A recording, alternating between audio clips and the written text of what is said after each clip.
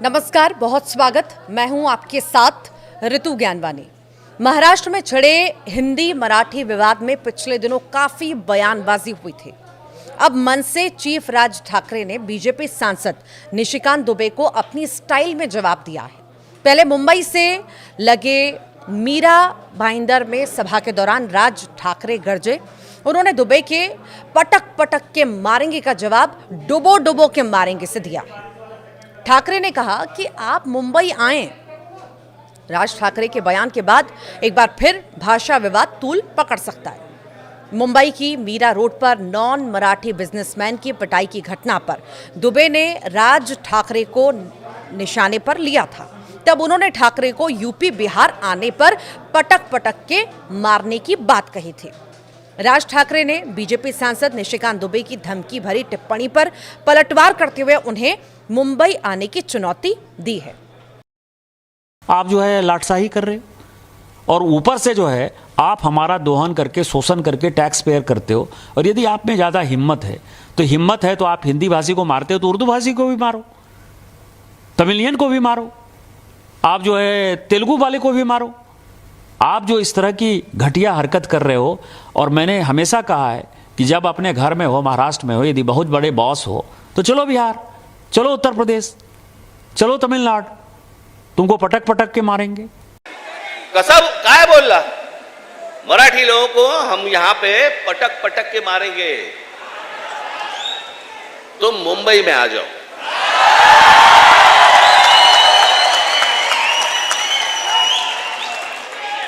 मुंबई के समुंदर में डूबे डूबे कर मारेंगे।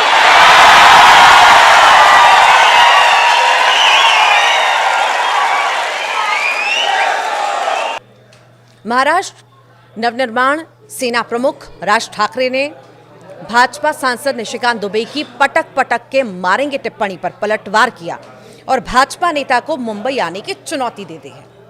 महाराष्ट्र में भाषा की बहस के बीच ठाकरे ने हिंदी में कहा कि भाजपा के एक सांसद ने कहा है कि मराठी लोगों को हम यहां पे पटक पटक के मारेंगे।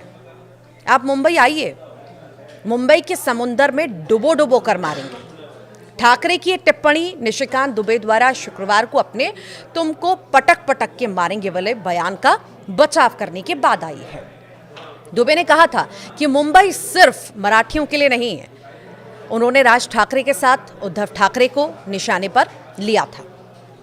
दरअसल मुंबई के पास मीरा भाईंदर में एक रैली में बोलते हुए राज ठाकरे ने यह भी चेतावनी दी कि अगर महाराष्ट्र के स्कूलों में कक्षा 1 से 5वीं तक हिंदी अनिवार्य कर दी गई तो उनकी पार्टी स्कूल बंद कर देगी। उन्होंने ये भी कहा कि महाराष्ट्र में रहने वाले सभी लोगों को मराठी सीखनी चाहिए। मनसे प्रमुख ने कहा, मैं मराठी और महाराष्ट्र के लोगों के मामले में कोई समझौता नहीं करूंगा। जो लोग महाराष्ट्र में रहते हैं मैं उनसे कहना चाहूंगा कि जितनी जल्दी हो सके मराठी सीखें, जहां भी जाएं मराठी बोलें। तो वहीं पर इस महीने की शुरुआत में फडणवीस की अगुवाई वाली महायुति सरकार मनसे और राज ठाकरे के चचेरे भाई उद्धव ठाकरे के नेतृत्व वाली शिवसेना सहित कई संगठनों और राजनीतिक दलों के कड़े विरोध के बाद प्राथमिक विद्यालयों में हिंदी अनिवार्य करने वाले 2 आदेश वापस लिए गए थे। अब चलिए आपको बताते हैं कि महाराष्ट्र में भाषा विवाद आखिर है क्या। तो महाराष्ट्र में अप्रैल में 1 से 5वीं तक के स्टूडेंट्स के लिए तीसरी भाषा के तौर पर हिंदी जो है अनिवार्य की गई थी। यह फैसला राज्य के सभी मराठी और अंग्रेजी मीडियम स्कूलों पर लागू किया गया था। नेशनल एजुकेशन पॉलिसी यानी NEP 2020 के नए करिकुलम को ध्यान में रखते हुए महाराष्ट्र में इन क्लासेस के लिए 3 भाषा की पॉलिसी लागू की गई थी। विवाद बढ़ने के बाद अपडेटेड गाइडलाइंस जारी की गई। मराठी और अंग्रेजी मीडियम में कक्षा 1 से 5वीं तक पढ़ने वाले स्टूडेंट्स तीसरी भाषा के तौर पर हिंदी के अलावा भी दूसरी भारतीय भाषाएं चुन सकते हैं। इसके लिए शर्त बस ये होगी कि एक क्लास के कम से कम 20 स्टूडेंट्स हिंदी से इतर दूसरी भाषा को चुनें। ऐसी स्थिति में स्कूल में दूसरी भाषा की टीचर भी अपॉइंट कराई जाएगी। अगर दूसरी भाषा चुनने वाले स्टूडेंट्स का नंबर 20 से कम है तो वो भाषा ऑनलाइन माध्यम से भी पढ़ाई जाएगी। आपको याद होगा कि 20 साल बाद ठाकरे परिवार एक साथ नजर आए। महाराष्ट्र में हिंदी को लेकर जारी विवाद के बीच उद्धव ठाकरे और राज ठाकरे ने मराठी एकता पर मुंबई के वर्ली डोम में रैली भी की थी और इसी मौके पर दोनों की तरफ से आगे साथ मिलकर राजनीति करने के संकेत भी दिए गए थे।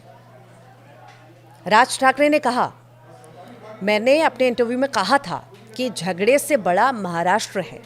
20 साल बाद हम एक मंच पर आए हैं, आपको दिख रहे हैं। हमारे लिए सिर्फ महाराष्ट्र और मराठी एजेंडा है, कोई राजनीतिक एजेंडा नहीं है।